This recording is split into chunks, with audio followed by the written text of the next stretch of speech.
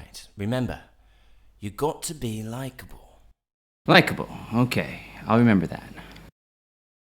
Try and be funny or something. Okay, got it. Humor. Great. Like self-deprecation. You're really good at that, aren't you? Right, making fun of myself. Okay. And maintain eye contact with the camera. Do I really? I feel silly looking at it from this angle. Trust me, keeping your head tilted sideways like that shows openness and receptivity. Receptivity, is that a word? And don't forget to state the question in the answer. Got it. Let's begin with, who is Soul of Bass? Who is Soul of Bass? Good question. Alright, let's try this. What is the name's origin? The name? Okay, well, let me start by saying I think the name isn't very good. But hear me out. I came up with the name when I was 14 years old. Does anyone believe that 14-year-olds can be trusted to come up with a great artist name? Well, for some reason, I did. I guess I could have said, when I was only 14, I could have said, hey, I think I'll wait until I finish university to think of a name tag for myself. But I didn't. But then, why don't you just change it? I tried that once, but when you use one name for a really long time, it becomes really difficult to let go of it. I mean, look at Billy Corgan and the Smashing Pumpkins. For all intents and purposes, he really could have just kept it the Billy Corgan Show, once he went solo. But no, he went right back to the Smashing Pumpkins. Even if I don't have to convince that many people that a new name is more appropriate, I still have to convince myself. After all these years of being Soul of Bass, that's pretty much impossible. Soul of Bass began when you were 14, yes? Tell us about that time period in your life. So, when I was 14, I just convinced my parents to buy me a bass guitar, which was a really big deal. I had to convince them that I was committed to practicing. And oh boy, was I ever committed. I started out taking bass parts, learning them by ear, songs like Only in Dreams by Weezer and later on Lady Pictures Show from the Stone Temple Pilots, yes. And then I discovered tabs on the internet. It didn't take very long for me to decide that I would form a band and go on to become a rock star. Well, it turned out to be a lot harder than I thought it would be.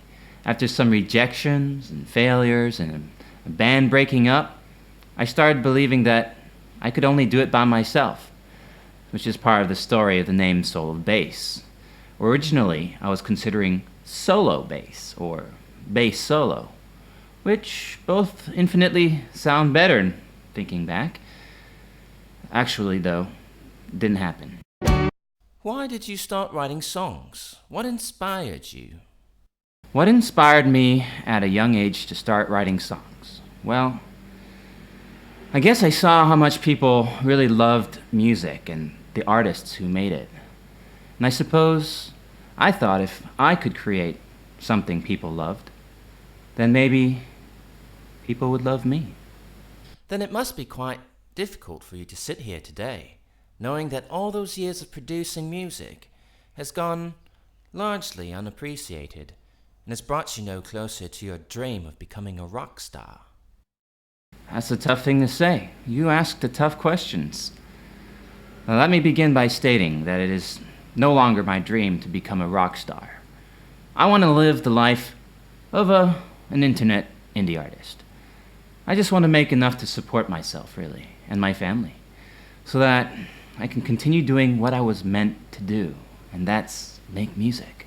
Is it all right if we delve further back into your childhood? What, so that you can have a complete psychoanalysis? Of course you can. Where were you born?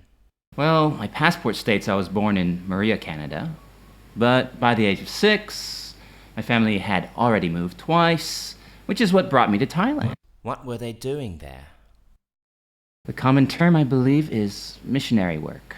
Just how tough was it for you to adapt to living in Thailand as a young child? Living in Thailand at first was very difficult for me. It was not only adapting to the culture of my new country, but also adapting to the culture of the international community as well.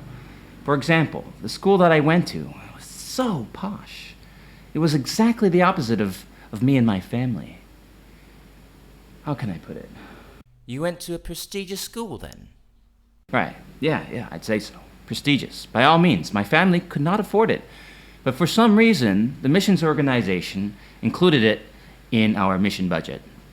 That meant that while we were living like poor people in reality, we still went to a school filled with rich kids. And how did you get along with those rich kids? Well, you know that saying, information is power? I guess it's true, but not all information is equal. Growing up as a missionary kid, I knew where to find the leftover communion juice after the church service, which, by the way, is a really good information to have if you're trying to make friends at church. But outside of that lifestyle, that culture, I knew nothing. Jon Snow. So, would you then say that you were quite shielded as a child? Was I shielded as a child? Yeah, in a sense. I mean, sure, I wasn't allowed to do a lot of the same things that other kids were doing, like watching Ninja Turtles or Care Bears, for instance. But it wasn't just that. You know, growing up in a religion creates this very powerful us and them mentality. I mean, we considered non-Christians as outsiders to us, and we were outsiders to them. We weren't really supposed to mix unless it was absolutely necessary. And even then, we had to show them that we are different, that our God made us somehow special. So you can imagine that school was this place that I'd go to as this tiny minority. Not only were we poor, but we were hyper-religious too. I stuck out like a sore thumb. All the other kids would talk about experiences I couldn't relate to. There were movies, music, TV, toys, expensive outings, all these things I had zero access to. Zip, zilch. My interests, my knowledge, so to speak, bored them to bits. I mean, imagine me explaining to them that I knew where the communion juice was. Well, newsflash, they already had as much grape juice as they wanted right there at home. They didn't need to know any of that stuff. I think I understand you a bit better now. You understood all that? I was getting worried that it would just all come out a big jumble. No, not at all. You're doing really well, actually. Keep up the eye contact, all right? Continuing from where we left off. By the way, I think I'm just going to keep the questions in the interview. It'll flow much better that way. That's fine, yeah. Tell us how you've changed since your childhood and teen years. Well, today, I would say that the main difference is I've let go of this us and them mentality. We are all human. That's kind of sounded a little bit like George Takei. But it's true. I mean, we're the same family. I don't want there to be huge divisions between us. I would like to see us come together as fellow human beings. That's pretty much it. I know exactly what you mean. Well, I'd like to thank you for taking the time to have this interview. Oh, it was my pleasure. I wish you the best of luck with Zed. Thanks. By the way, that's Zed with a line crossed through it.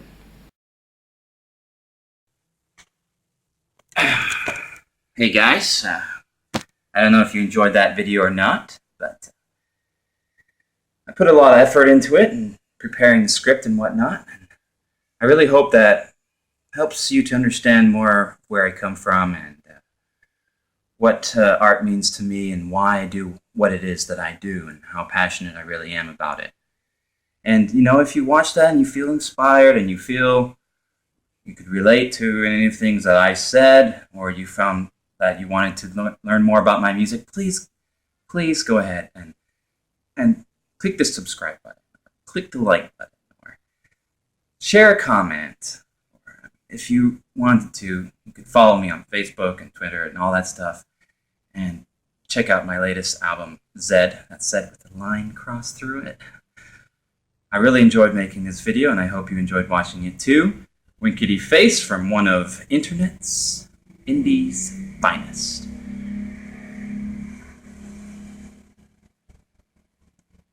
Okay, I'm just going to keep looking at the camera.